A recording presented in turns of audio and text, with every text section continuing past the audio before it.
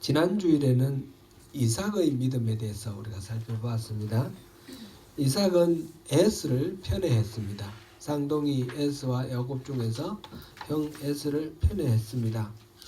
그래서 에스에게 축복해 주고 싶어서 일부러 에스를 불러 사냥하여 와서 그 사냥감으로 음식을 맛있게 요리를 해서 갖고 오느라. 그럼 내가 마음껏 축복해 주겠다 그랬습니다. 야곱이 어머니 리브가가 이 이삭의 이야기를 말을 듣고 난 뒤에 전해줘서 야곱이 또 아버지, 눈이 어두워서 잘 못 보는, 구분 못하는 아버지를 속여서 그 형 에스에게 주려고 한 그 축복을 말하자면 가로챘죠. 훔쳤어요. 그래서 나중에 에스가 사냥감을 잡아서 음식을 요리를 해서 들어갔을 때에 이삭이 그제서야 야곱에게 속았다는 사실을 알게 되었습니다. 이 속았다는 사실을 알게 되었을 때 이삭의 반응은 자기를 속인 야곱에게 대해서 뭐 분노하거나 혼내려고 하거나 그런 게 아니라 심히 떨었다 그랬습니다. 심히 떨었다. 하나님의 뜻이 야곱에 있다는 것을 애초부터 알았습니다. 태어나기 전부터, 태중에 있을 때부터 큰 자가 작은 자를 섬기리라 하는 그 하나님의 그 계시의 말씀을 들었기 때문에 다 알고 있는 그런 것이었는데 이제 이 이삭은 야곱보다 에스가 더 좋아서 그 하나님의 그 예언의 말씀을 무시를 하고 에스에게 축복을 해주려고 그랬던 것이죠. 그랬는데 속임수를 통해서 야곱에게 이미 자기가 축복했다는 것을 알게 되는 순간 하나님의 섭리는 어떻게 할 수가 없구나.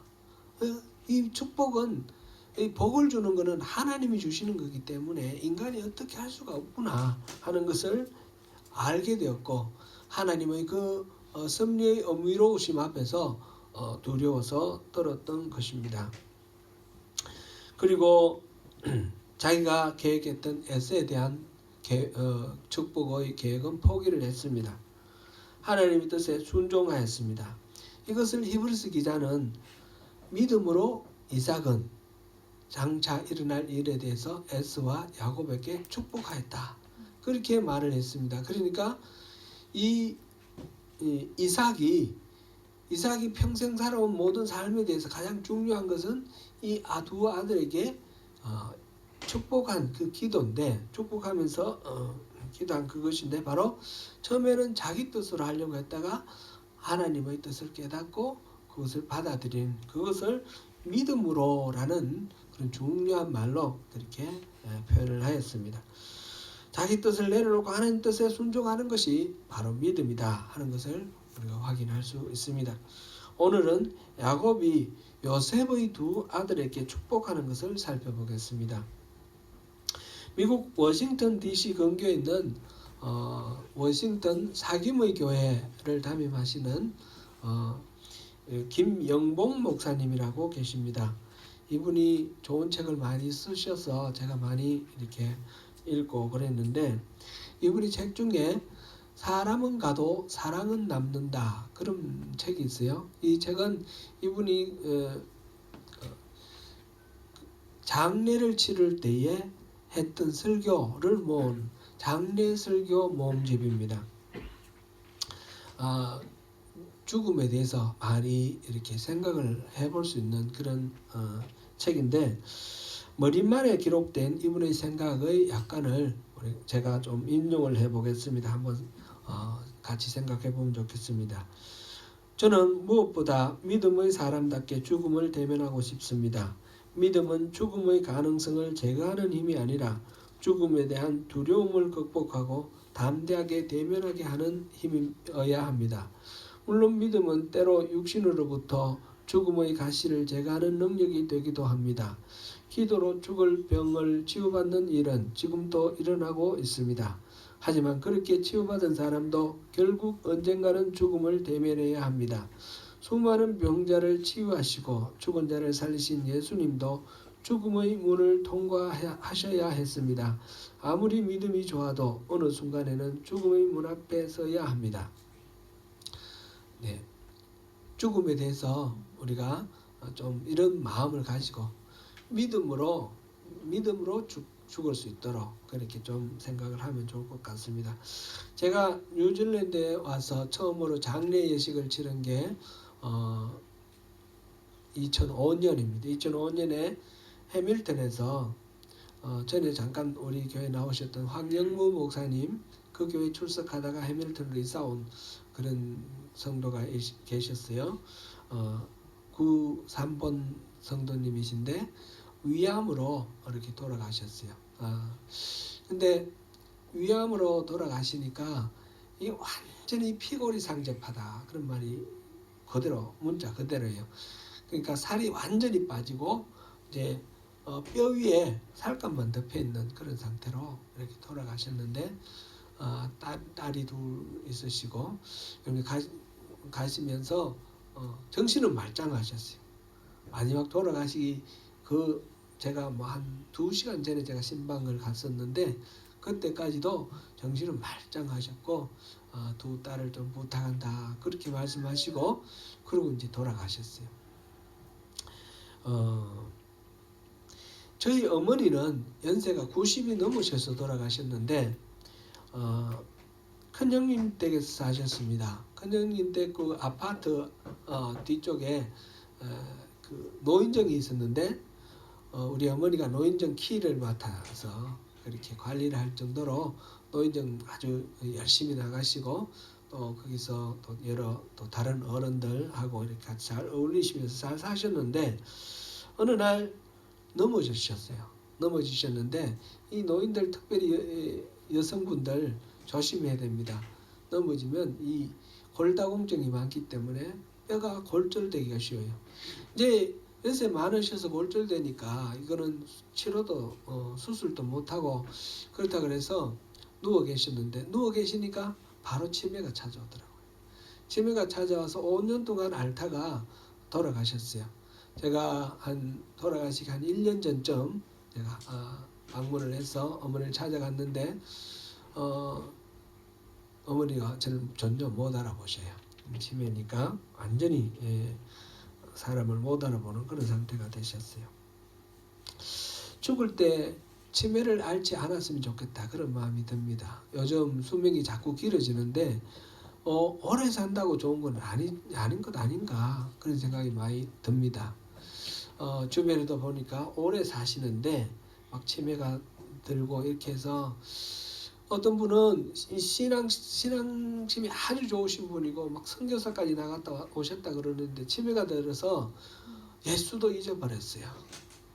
아무것도 뭐 분별이 안 되는 그런 분의 얘기도 또 들었습니다. 그러니까 참 잘 살 때까지 잘 살다가 죽을 때 잘 죽어야 되겠다, 그런 생각을 많이 합니다. 잘 죽으려 그러면 치매가 돼서 의식이 없더라도 뭐 그것 때문에 하나님이 뭐라고 탓하시겠습니까? 그런 건 아니겠죠. 살아있는 동안에, 의식이 있는 동안에 참 우리 믿음을 잘 지키면서 살아야겠다, 그런 생각을 하고 나중에 내가 뭐 그때 잘 믿으면 되지 이렇게 해가지고는 보장할 수가 없는 거죠. 지금 바로 현재, 항상 하나님은 현재를 중요하게 여기십니다. 과거에 내가 어떤 믿음이 있었다, 이 과거의 관록도 아무런 의미가 없습니다. 한때의 그거는 그냥 추억으로 우리가 회상하기엔 좋지만 그게 중요한 것이 아니라 지금 현재 바르게 잘 믿으면서 잘 살아야 되겠다, 그런 생각이 듭니다. 김영복 목사님 말씀하신 것처럼 믿음의 사람답게 죽음을 대하고 싶습니다. 죽음을 두려워하지 않고 하나님에 대한 소망을 품고 평안하게 죽음을 맞이하면 좋겠습니다.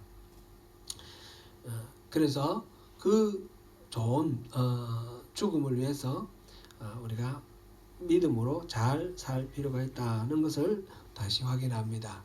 지금 야곱에 대해서 야곱의 믿음을 말하면서 믿음으로 야곱은 죽을 때에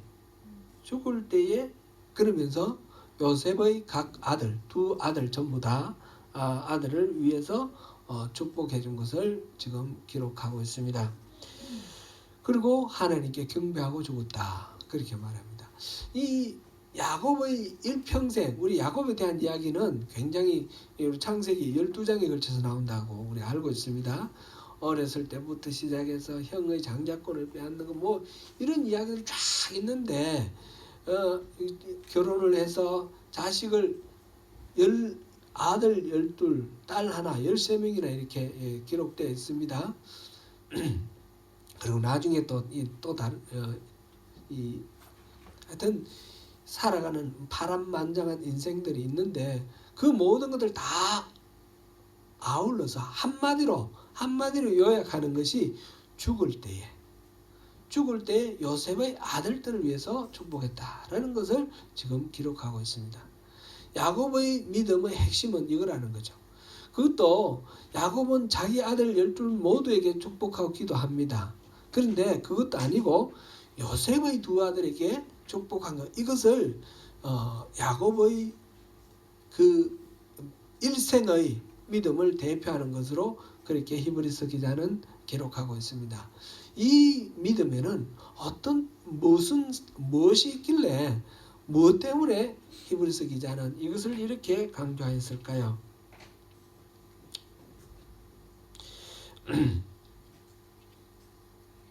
우리가 이 부분을 한번 좀 잘 살펴보면 좋겠습니다.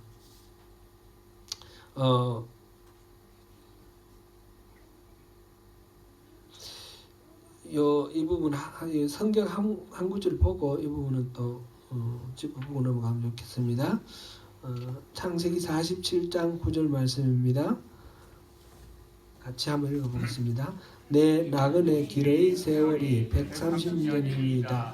내 나이가 얼마 못되니 우리 조상의 나그네 길의 연조에 미치지 못하나 험악한 세월을 보내었나이다. 이 이야기는 요셉이 이제 이집트의 총리가 되고 그 이후에 양식을 구하러 온 형들을 통해서 고향 소식을 알게 되고 나중에 이제 온 요셉의 그 아버지 야곱의 가족들 전체 다가 이집트로 이주를 한 후에 바로가 야곱을 만났을 때 물어본 이야기입니다. 연세가 어느 정도 되십니까? 어르신 이렇게 물어본 거죠. 왕이 노인한테 물어보니까 내 인생 나이가 130인데 나이가 얼마 안 된다 그렇게 말하면서 참 험악한 세월을 보냈다 그렇게 말했습니다. 자기 스스로 자기 인생을 돌아보면서 험악한 세월을 보냈다 이렇게 할 만큼 이 야곱의 삶은 참 파란만장한 그런 삶이었죠. 근데 그 속에서 그 전체의 삶 속에서 죽을 때의 믿음 그것을 이렇게 강조한 것을 우리가 한번 유익 있게 살펴보면서 이 야곱의 이 기도를 이 축복의 기도와 축복의 말을 한번 살펴보겠습니다. 야곱은 요셉을 늘 장자처럼 여기면서 생각했습니다. 그래서 마지막에도 따로 요셉을 불러서 축복을 합니다.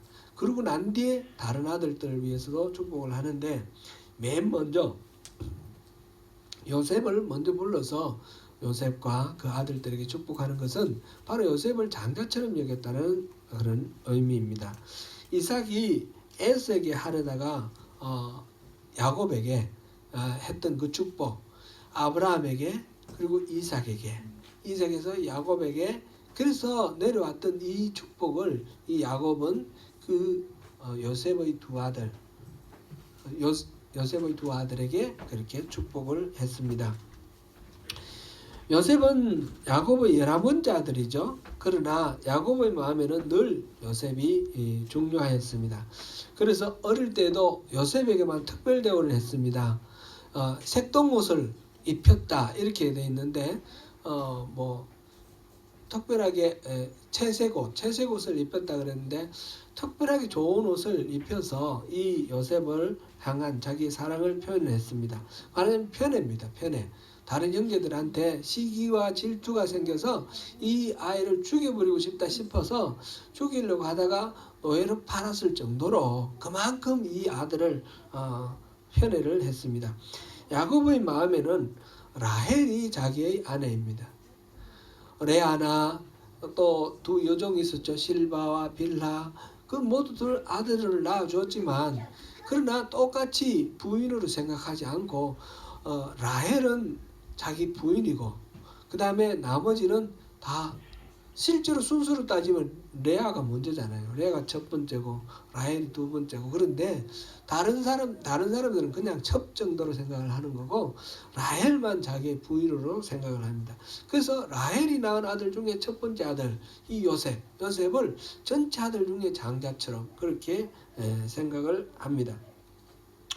야곱은 요셉의 두 아들을 이제 죽음을 앞둔 상황에서 내가 이제 곧 죽게 됐다 할 때 이 손자 두 사람을 자기의 아들로 그렇게 말하자면 요즘식으로 말하면 입양을 하는 겁니다. 창세기 48장 5절을 보시겠습니다. 내가 애굽으로 와서 내게 이르기 전에 애굽에서 내가 낳은 두 아들 에브라임과 므낫세는 내 것이라. 루벤과 시몬처럼 내 것이 될 것이요. 앞으로 날 아들은 네가 해라. 그렇지만 이미 낳아 있는 이 아들 이 므낫세와 에브라임은 내 아들이다. 이렇게 말하는 겁니다. 그리고는 축복을 합니다. 창세기 48장 15절 16절 축복하는 내용 한번 읽어보겠습니다. 그가 요셉을 위하여 축복하여 이르되 내 조부 아브라함과 아버지 이삭이 섬기던 하나님, 나의 출생으로부터 지금까지 나를 기르시던 하나님, 나를 모든 환난에서 건지신 여호와의 사자께서 이 아이들에게 복을 주시오며 이들로 내 이름과 내 조상 아브라함과 이삭의 이름으로 칭하게 하시오며 이들이 세상에서 번식되게 하시기를 원하나이다. 아멘. 야곱은 자기 할아버지 아브라함과 자기 아버지 이삭 그들이 섬기고 여기 보면 이 NIV 성경에는 우오크라고 되어 있죠. 같이 걸었던 동행했던 그 하나님, 자기 일생 동안 목자가 되어서 자기를 길러주셨던 그 하나님께 복을 빕니다. 바로 그 하나님이 이 요셉과 요셉의 아이들, 이 아이들에게 똑같이 그렇게 복을 내려주시기를 그렇게 비는 것입니다. 바로 그 하나님이 아이들에게 자기의 이름과 더불어서 그러니까 야곱의 이름, 야곱 이스라엘의 이름과 할아버지 아브라함의 이름과 자기 아버지 이삭의 이름, 그래서 이 아브라함, 이삭, 야곱으로 이어지는 이 족장의 이름으로 이 요셉과 그 아들들을 불러주기를 원한다. 이렇게 말합니다. 곧 족장의 지위를 상속하기를 원한다. 이 말이 되는 것이죠. 요셉이 두 아들을 데리고 와서 아버지의 축복을 구합니다. 사실 요셉은 이집트의 총리로서 최고의 권력자입니다. 어마어마한 부도 지금 가졌습니다. 야곱과 그 가족들은 사실상 아무것도 없습니다. 데리고 온 가축들 뿐이죠. 재산은 그밖에 없고 요셉이 이제 땅을 고센 땅을 얻어주고 그 다음에 요셉이 도와줌으로 인해서 이 가족들이 살아갑니다. 뭐 세상적인 관점으로 봤을 때 요셉이 아버지께 와서 뭔가 뭐 유산 좀 물려달라 상속해달라라든지 뭔가 요구할 게 하나도 없습니다. 빈털털이 아버지께. 그런데 요셉이 와서 축복을 해달라고 요청합니다. 이 요셉에게는 물질적인 거는 아무것도 필요한 것이 없습니다. 가장 중요한 것은 자기 아버지로부터 하나님의 그 복을 받는 것, 그것이 가장 중요합니다. 그 요셉의 마음을 또 이 야곱은 이스라엘과 야곱은 같은 사람이죠. 이 사람이 알아서 이제 기도를 해줍니다. 축복을 해줍니다. 해주는데 요셉이 데리고 올 때 이제 야곱 앞에 두 사람을 세우는데 오른손은 므낫세의 머리 위에, 왼손은 에브라임의 머리 위에 므낫세가 첫째니까 첫째 장자에게 오른손을 해서 이렇게 해서 축복하라고 그렇게 둘을 앞에 세웠는데 이 야곱은 손을 어긋맞게 해서 오른손은 에브라임, 왼손은 므낫세에게 이렇게 해서 축복하려고 합니다. 그러니까 요셉이 아버지 그렇게 하시면 안 됩니다 하면서 손을 이렇게 바로 잡으려니까 이 야곱이 하는 말이 나도 안다 아들아, 나도 안다.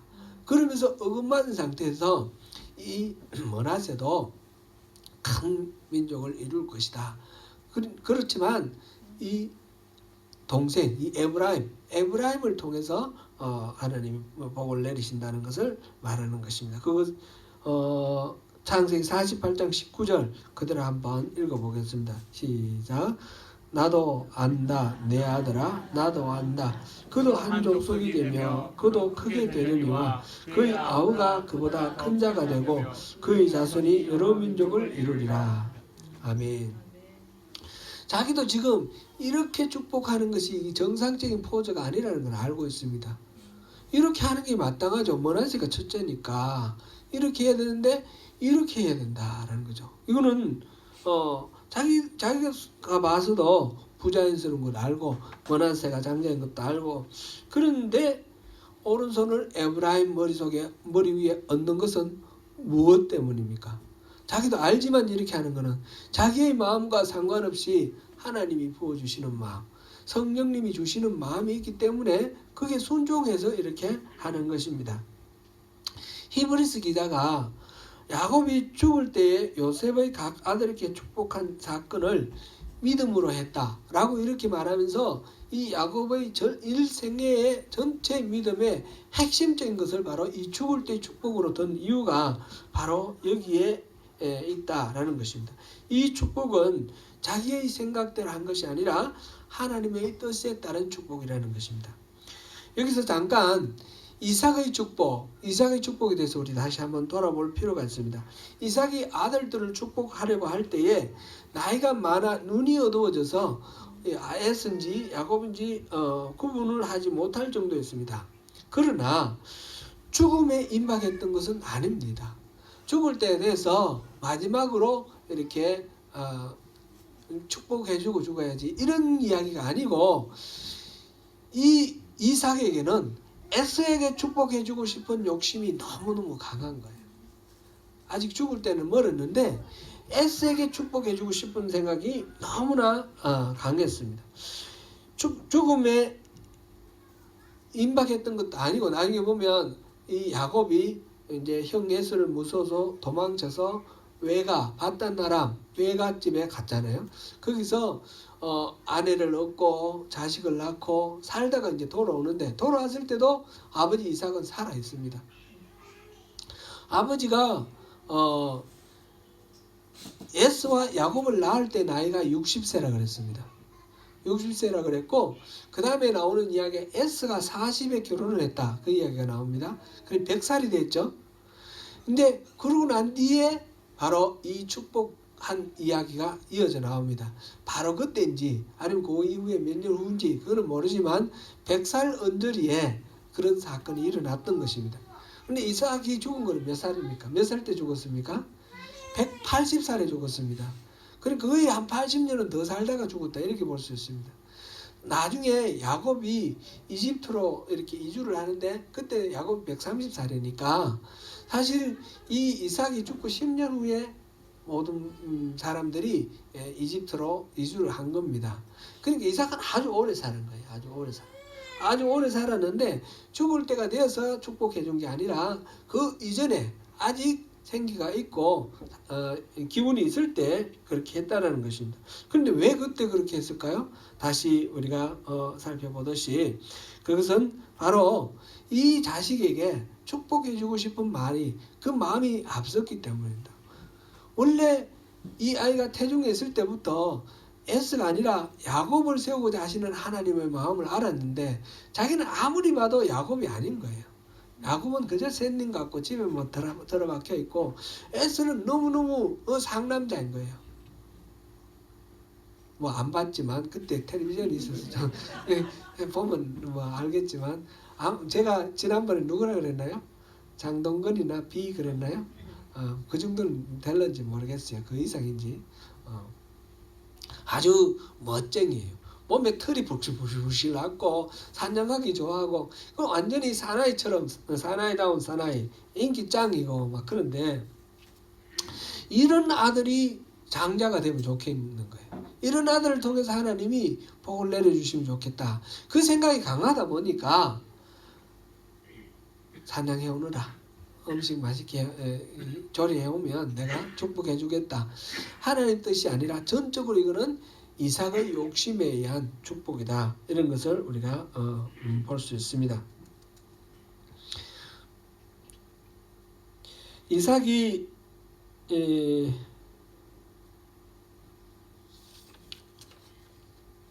에서와 야곱을 축복할 때 100살 넘었는데 아직 이제 기력이 있을 때였다라는 것을 생각하면서 근데 이 이삭이 이제 축복해놓고 보니까 야곱에게 축복을 해놓고 보니까 에서가 다시 찾아왔는데 자기가 에서에게 축복해주고 싶은 그 축복을 야곱이 다 이미 받아갔다는 걸 알았어요. 그랬을 때 우리가 보통으로 생각하면 에서를 위해서 야곱을 혼내주고 에서에게 똑같이 다시 축복해주면 될 거 아니겠습니까? 자기가 하고 싶은 대로. 근데 이 야곱은 이 이삭은 그 순간에 심하게 떨었다 그랬죠. 바로 하나님의 섭리를 깨달은 것이죠. 그러면서 내가 복 주고 싶다고 복 줄 수 있는 게 아니고 복은 하나님이 주신다는 것을 알게 되었습니다. 그래서 이 에서에게는 그 복을 자기가 생각했던 복을 줄 수가 없습니다. 전적으로 이 이야기를 통해서 이삭은 하나님께 순종하는 것이 믿음이다라는 것을 깨닫게 되었습니다. 자기가 강렬하게 열망하면 그것을 하나님이 도와주실 것이다 이리 믿는 것이 믿음이 아니고 자기의 모든 생각을 내려놓고 하나님의 뜻을 구하고 하나님 뜻대로 이루어지도록 하는 것이 순종하는 것이 믿음이라는 것을 알게 되었습니다. 오늘 본문에 이 야곱은 죽음에 임박해서 축복을 합니다. 자기 욕심에 따라서 축복하는 것이 아니라 죽을 때가 되어서 하나님 주시는 감동으로 축복을 하는데 이 사람이 배운 게 있지. 아버지한테서 배운 거는 아버지는 자기 뜻대로 축복하기를 원하다가 실패한 것을 봤습니다. 그러니까 자기가 머나세 위에 오른손을 얹고 싶은 것은 자기의 뜻입니다. 왼손으로 에브라임께 축복해서 똑같습니다. 그런데 하나님의 마음이 아니라는 걸 알고 나도 안다 하면서 순종하면서 손을 엇바꿔서 그렇게 축복하는 것입니다. 더 이상 사람의 뜻에 좌우되지 않고 하나님 뜻을 살피고 복종하는 그런 야곱의 태도를 봅니다. 그래서 히브리서 기자는 이 야곱의 일생 중에 이 순간이 중요한 것입니다. 야곱이 두 손자에게 축복한 것은 눈으로 보이는 육체적인 것이 아니라 믿음으로 보이는 하나님의 약속에 따라 축복한 것입니다. 사실 이 축복을 하면서 야곱이 하는 말이 다시 돌아갈 것을 부탁을 합니다. 가나안으로 돌아갈 것으로. 지금 이집트라는 나라는 아주 세계 최강의 강대국이고 요즘 치면 미국이에요. 미국. 그리고 이 가나안 땅은 조그만 나라예요. 조그만 나라. 그리고 그곳에는 다른 민족이 다 7부족이 살고 있고 자기 땅이라고는 그냥 막벨라 굴 하나밖에 없는 그런 상황인데 그런데 이 이집트에서 최고의 권력을 누리고 있는 부와 귀를 다 누리고 있는 이 요셉에게 그 땅으로 가나안 땅으로 돌아가라고 유언을 남기는 것입니다. 그러면서 복을 비는 것입니다. 이것은 어떻게 보면 복 같지도 않습니다. 그러면서 이제 이 요셉에게 하는 말이 세겜에 땅을 사놓은 게 있는데 그거는 너에게 더 주겠다. 그러면서 요셉에게 특별히 축복을 이렇게 해줍니다. 이 야곱에게 있어서 아들이 총리로 있는 이 이집트 땅은 그저 나그네 길 지나가는 길 잠시 머무는 곳일 뿐입니다. 이곳에 우리가 잘 터를 잡고 잘 살아보자 이런 마음은 눈꼽만큼도 없습니다. 히브리서 11장 9절에서 10절 우리 지난번에 본 부분 다시 한번 읽어보겠습니다. 9절에서 10절 시작. 믿음으로 그가 이방의 땅에 있는 것 같이 약속의 땅에 거류하여 동일한 약속을 유업으로 함께 받은 이삭 및 야곱과 더불어 장막에 거하였으니 이는 그가 하나님이 계획하시고 지으실 터가 있는 성을 알았습니다. 아멘. 아브라함과 이삭과 야곱이 가나안 땅에 살 때도 가나안 땅에 그 약속의 땅에 거류하여 살 때도 그냥 장막으로 살았습니다. 그것은 하나님이 계획하시고 지으실 터가 있는 성을 바랐기 때문이다 그랬습니다. 하물며 지금 이집트에 있는 야곱의 입장에서는 그 더더욱 더 나그네의 그런 삶이 아니겠습니까? 눈에 보이는 육체적인 것, 물질적인 것을 바라는 것이 아니라 하나님이 보여주시는 신령한 것, 영적인 것을 바라고 있습니다. 야곱은 죽을 때에 그 믿음으로 요셉의 두 아들을 자기 아들로 삼았고 성령이 감동 주시는 대로 에브라임을 장자로 삼았습니다. 역사적으로 보면 그 다음에 성경을 쭉 보면 이 에브라임 지파는 이때부터 장자 지파의 프라이드가 있습니다. 우리가 바로 장자 지파다. 11번째 야곱의 11번째 아들의 둘째 아들이었는데 그런데 에브라임은 장자가 되었습니다. 장자 지파로 그렇게 늘 생각합니다. 가나안 땅에 들어갈 때 그때 리더가 누구였습니까? 여호수아가 바로 에브라임 지파입니다. 그래서 이 요단강을 건너가서 땅을 분배를 할 때 유다와 에브라임을 먼저 땅을 줍니다. 에브라임, 므낫세 이렇게. 그러고 난 뒤에 나머지 사람들은 또 따로 이제 땅 조사를 해서 또 분배를 하는 그런 것을 봅니다. 에브라임은 그만큼 우대를 받았다는 거죠. 그 다음에 사사기에 보면 기드온이 미디안 사람을 물리쳤습니다. 300용사, 기드온이 300용사 있죠. 그래 미디안을 물리쳤는데 그렇게 다 이기고 난 뒤에 에브라임이 시비를 겁니다. 왜 우리한테 얘기 안 하고 그 미디안을 물리쳤느냐. 그렇게 해서 기드온이 그 에브라임 지파를 달랩니다. 사사기 8장 1절에 보면 에브라임의 끝물 포도가 아비에셀의 만물 포도보다 낫지 아니하냐. 아비에셀은 기드온의 집안을 말합니다. 그러니까 에브라임의 끝물 포도 그 뭐 다 따내고 알짜는 다 따내고 나머지 찌끄러기인데 그것조차도 이 아비에셀의 천물 포도보다 낫다. 당신들이 훨씬 훌륭하다. 그렇게 치켜 올려주고 그러고는 이게 분쟁을 끝냅니다. 나중에 사사 입다가 암몬 자손과 싸워서 완전히 암몬을 물리쳤는데 그때 또 에브라임이 또 시비를 겁니다. 왜 우리한테 얘기 안 하고 암몬을 물리쳤느냐. 그럴 때 사사 입다는 기드온과 달리 화를 내면서 그 에브라임 지파 사람들을 이제 죽입니다. 42,000명이나 죽였다 이렇게 나오는데 이렇게 분쟁이 일어나는 이유가 뭔가 하면 에브라임이 자기 힘도 없으면서 장자 지파로서의 프라이드가 있는 거예요. 그래서 다른 사람들이 자기한테 의논하고 해야지 왜 자기들 마음대로 하냐 이런 걸 불만을 하고 시비를 걸고 이런 장면을 볼 수 있습니다. 나중에 이제 다윗 왕 솔로몬 이 통일 왕국이 분열되는데 분열될 때 북쪽 왕국 10개 지파를 이끄는 그 사람이 누굽니까? 여로보암이 바로 에브라임 지파입니다. 그래서 남북 왕국을 나누었을 때 남왕국은 이름이 유다고 북왕국은 이름이 이스라엘인데 북왕국의 이름의 별명이 에브라임입니다. 에브라임 이렇게 말합니다.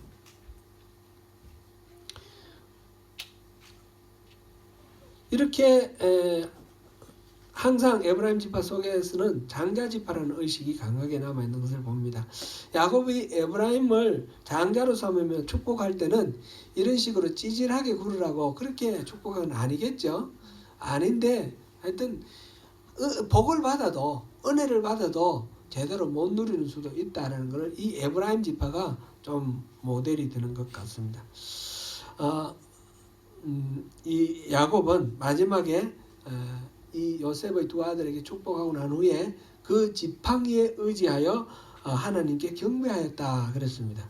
야곱이 지팡이에 의지해서 경배했다. 이거는 뭐 창세기에 봤을 때 기록은 없습니다. 없는데 뭐 얼마든지 그렇게 할 수는 있겠죠. 지팡이에 기대서 경배하는 거는 기록 안 남고도 충분히 있을 수 있는데 47장 창세기 47장 31절에 보면 침상머리에서 하나님께 경배하였다 그랬습니다. 침상머리에서 하나님께 경배하였다는 것을 신학자들은 여기 지금 여기서 말하는 지팡이에 의지해서 경배했는 사건과 동일한 사건으로 그렇게 보기도 합니다. 그것은 침상머리를 향해서 지팡이에 의지해서 경배했다. 중요한 것은 경배했다. 마지막에 죽기 바로 직전에 이 요셉의 두 아들에게 축복해주고 하나님께 경배했다. 이게 중요한 것이니까. 그러면 왜 하나님께 경배를 했느냐? 그 배경이 나오는 이야기가 있습니다. 그게 47장 29절 30절입니다. 47장 29절 30절을 한번 읽어보겠습니다. 시작. 이스라엘이 죽을 날이 가까우매 그의 아들 요셉을 불러 그에게 이르되 이제 내가 네게 은혜를 입었거든 청하노니 네 손을 내 허벅지 아래에 넣고 인애와 성실함으로 내게 행하여 애굽에 너를 장사하지 않도록 하라. 내가 조상들과 함께 눕거든 너는 나를 애굽에서 메어다가 조상의 묘지에 장사하라. 요셉이 이르되 내가 아버지의 말씀대로 행하리이다. 손을 허벅지 아래에 넣는다. 개역 한글에서는 환도뼈 아래에 넣는다 그랬는데 이거는 맹세를 할 때 하는 동작입니다. 오늘날 우리가 무슨 선서를 할 때 선서 이렇게 손을 올리는 거 이것과 같은 의미가 그 허벅지 아래 손을 넣는 것입니다. 그렇게 해서 맹세를 하는 것입니다. 이제 야곱이 죽으면 애굽에 장사하지 말고 조상의 묘지가 어디 있습니까? 헤브론에 있는 막벨라 굴입니다. 거기에다가 장사를 해달라 이렇게 부탁을 하고 요셉이 그렇게 약속을 합니다. 실질적으로 야곱을 미라로 만들어 가지고 그렇게 장사하는 장면이 기록되어 있습니다. 야곱은 아브라함과 이삭에게 주신 언약이 바로 자신과 요셉의 아들들에게 계속 이어지는 것을 동일한 언약이다 이렇게 확인합니다. 그 약속은 애굽이 아닌 가나안 땅에 있습니다. 그리고 적절한 때 그들이 돌아야 할 곳이 바로 가나안 땅이라는 것을 기억하기 위해서 아들 요셉에게 맹세하게 하고 손자를 아들 삼아서 축복하였습니다. 가나안 땅은 사실상 이 땅에서 하나님 나라를 이루고자 하신 것은 아니고요. 이 땅에서 하나의 모델을 보여주시고자 그렇게 선택하신 땅입니다. 하나님은 야곱이 애굽으로 내려가기 전에 이 온 가족이 애굽으로 내려가기 전에 미리 말씀을 하셨습니다. 창세기 46장 4절 말씀 한번 보겠습니다. 내가 너와 함께 애굽으로 내려가겠고 반드시 너를 인도하여 다시 올라올 것이며 요셉이 그의 손으로 내 눈을 감기리라 하셨더라. 야곱은 하나님이 이 약속을 반드시 이루어 주시리라 믿었고 요셉에게 약속하라 했을 때 요셉이 그렇게 하겠습니다 맹세하는 것을 보고 하나님이 약속을 지키시는구나 확신을 하게 되었습니다. 하나님이 요셉에게도 그렇게 일하고 계심을 본 것입니다. 그리고 하나님께 경배하였습니다. 하나님이 약속을 이루어 주심을 알고 감사하면서 하나님께 경배를 한 것입니다. 몸이 극도로 쇠약하여 지팡이에 의지한 채 침대 머리맡을 향하여 머리를 숙입니다. 이 땅은 고향이 아닙니다. 본향이 따로 있습니다. 가나안으로 돌아가려 하는 것도 이 땅이 본향이 아님을 기억하기 위한 것입니다. 사랑하는 성도 여러분, 믿음으로 죽음을 맞이하시기 바랍니다. 그러기 위하여 믿음으로 살아가시는 우리 모두 되시기를 바랍니다. 이 땅에 부질없는 것들에 마음 뺏기지 않고 늘 믿음으로 나아갈 하나님의 나라를 바라보며 하나님께 경배하는 가운데 하나님 주시는 평강과 기쁨을 누리시는 저와 여러분 되시기를 축원합니다.